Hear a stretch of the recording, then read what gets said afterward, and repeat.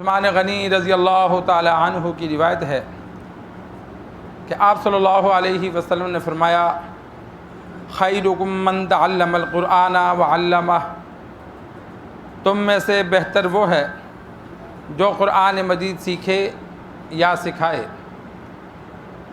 سب سے بہتر عمل سرکار دو عالم صلی اللہ علیہ وسلم نے قرآن مجید کا خود سیکھنا یا سیکھ کر آگے سکھانا، فرمایا یہ دنیا کے تمام کاموں سے سب سے بہتر کام ہے۔ امام بخاری رحمہ اللہ نے حدیث نقل کی تو ان میں ایک راوی ہیں ابو عبد الرحمن، اس حدیث کے راوی ہیں، تو انہوں نے اپنا نقل کیا کہ عثمان غنی رضی اللہ تعالی عنہ کے دور سے میں قرآن مجید پڑھانے بیٹھا، اور حجاج کے دور تک، یعنی جس وقت وہ آگے روایت کر رہے تھے کہ میں ابھی تک پڑھا رہا ہوں، تقریباً 40 سال سے زیادہ کا عرصہ بنتا ہے، اور ساتھ وجہ بیان کی کہ یہ میرا پڑھانا قرآن مجید صرف اس حدیث کی وجہ سے ہے۔ مدارس میں انسان جا کر دیکھے کتنے ہی قراء ایسے ہیں جن کو 40 سال ہو گئے، 50 سال ہو گئے، ان کا ایک ہی کام ہے بچوں کو قرآن سکھانا، ناظرہ پڑھانا، حافظ بنانا، تلفظ درست کروانا، ان کا یہی مشغلہ ہے۔ تو آپ صلی اللہ علیہ وسلم نے فرمایا سب سے بہتر عمل قرآن مجید سیکھنا اور سکھانا، قرآن مجید پر ایمان لانا، یہ قرآن مجید کا حق ہے۔ قرآن مجید کو صحیح تلفظ کے ساتھ پڑھنا، یہ قرآن مجید کا حق ہے۔ قرآن مجید کو سمجھ کر اس پر عمل کرنا، یہ قرآن مجید کا لازمی حق ہے۔ جتنا قرآن مجید زیادہ یاد ہوگا اتنا ہی اجر زیادہ ہے، اور بالکل یاد نہ ہو تو آپ صلی اللہ علیہ وسلم نے فرمایا جس کو قرآن مجید یاد نہیں وہ اس کا دل ایسا ہے جیسا کہ ویران گھر ہوتا ہے۔ اگر پورا قرآن مجید انسان نہیں یاد کر سکتا تو کم از کم جو اہم صورتیں ہیں جن کو روزانہ پڑھنا چاہیے وہ صورتیں تو انسان خود یاد کر لے۔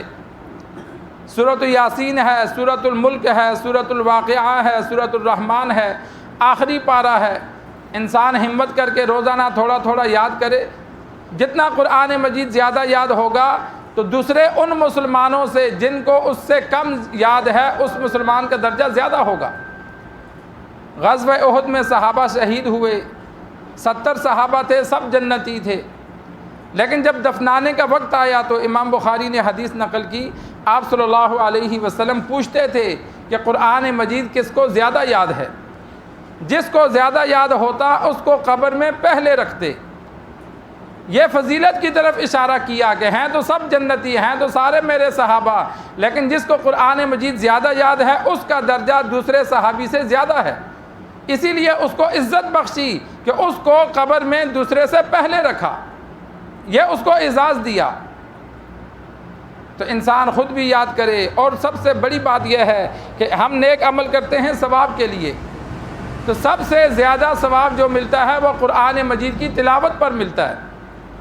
حدیث میں موجود ہے آپ صلی اللہ علیہ وسلم نے علی رضی اللہ تعالی عنہ کو فرمایا کہ مسجد جا کر 1 آیت سیکھنا، 2 آیتیں سیکھنا، 3 آیتیں سیکھنا، یعنی جتنی آیات سیکھے گا یا جتنی آیتیں پڑھے گا، حدیث میں سیکھنے کے ساتھ پڑھنے کا بھی ذکر ہے کہ اگر کوئی آ کر مسجد میں بیٹھ کر پڑھتا ہے تو ہر آیت کے بدلے اللہ ایک عمدہ اونٹ اللہ کے راستے میں خرچ کرنے کا ثواب عطا فرماتے ہیں۔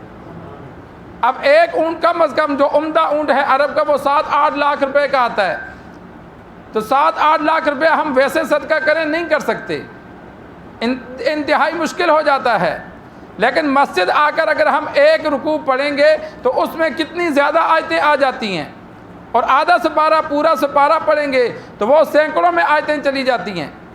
تو جتنا زیادہ قرآن مجید پڑھیں گے اتنا ہی زیادہ اللہ تبارک و تعالی اجر عطا فرماتے ہیں۔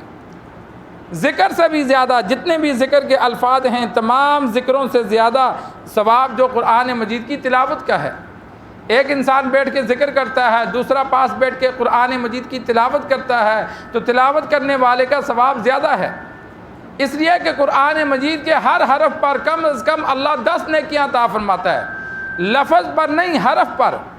ہم ذکر کریں گے تو پورا سبحان اللہ ایک لفظ پر 10 نیکیاں ملیں گی، لیکن وہی سبحان اللہ اگر قرآن مجید کا لفظ پڑھیں گے تو وہاں سین پر الگ نیکیاں، با پر الگ نیکیاں، ہر حرف کے بدلے اللہ 10 نیکیاں عطا فرماتا ہے، پورے لفظ کے بدلے نہیں، ہر حرف کے بدلے۔ تو ایک صفحہ پڑھیں تو ہم سے 2-3 گھنٹے لگ جائیں گے حرف گننے میں۔ حروف ہمارے لیے گننا مشکل ہے، اللہ کے لیے نہیں، جیسے جیسے ہم پڑھتے جاتے ہیں وہ ہمارا جمع ہوتا جاتا ہے۔ تو رمضان المبارک کا مہینہ ہے، ہمارے ہاں بہت زیادہ غفلت ہے کہ ہم نہ خود قرآن پڑھتے ہیں نہ بیوی بچوں کو اس پر لگاتے ہیں۔ تو انسان گھر کا ماحول بنائے کہ روزانہ ہر بندہ جب وقت ملے کچھ نہ کچھ قرآن مجید ضرور پڑھے، اور ساتھ کوشش کرے جن کو اللہ نے ذہن دیا ہے یاد کر سکتے ہیں تو وہ روزانہ کچھ نہ کچھ یاد کرتے رہا کریں۔ حافظ سے، کسی قاری سے روزانہ انسان 1-2 آیتیں جتنی بھی یاد ہو سکتی ہیں وہ سیکھے، ان کو یاد کرے، اسے سنائے، وہ اپنا معمول بنائے۔ اس کا فائدہ یہ ہوگا کہ جتنا قرآن مجید یاد ہوتا ہے، ایک تو درجہ بڑھ جاتا ہے، دوسرا پڑھنا آسان ہوتا ہے۔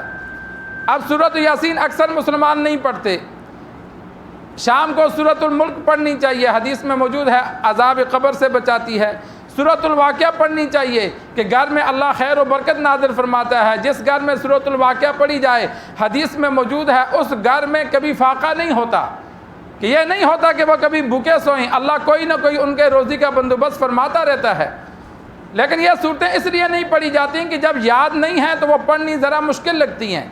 ہمت کر کے انسان زبانی یاد کر لے تو پھر جہاں بھی ہوگا زبانی یاد ہے 3 منٹ میں پوری سورت انسان پڑھ لیتا ہے، جب فارغ بیٹھا ہوگا رات کو وہ پوری سورت پڑھ لے گا، تو ثواب کا ثواب ہے۔ تو قرآن مجید انسان کوشش کرے اہم صورتوں کو یاد کرنے کی اور آخری پارے کو یاد کرنے کی، اور کوشش کرے کہ نفل میں پھر جتنا یاد ہے ان کو پڑھے۔ ہم صرف سورۃ الاخلاص یاد ہوتی ہے یا آخری 2-4 صورتیں یاد ہیں، بس انہی کو بار بار پڑھتے ہیں۔ قرآن مجید کو نماز میں پڑھنے سے ایک حرف کے بدلے اللہ 100 نیکیاں عطا فرماتا ہے۔ تو جتنی لمبی نماز ہوگی اتنا ہی زیادہ ثواب ہوگا۔ تو انسان تہجد میں یا ویسے نفل پڑھتا ہے تو جتنا قرآن مجید یاد ہے کبھی زیادہ پڑھے، لمبی لمبی رکعتیں پڑھے، تاکہ اس کو جس طرح بزرگان دین کا ایک عمل تھا کہ وہ پوری رات قرآن مجید پڑھتے۔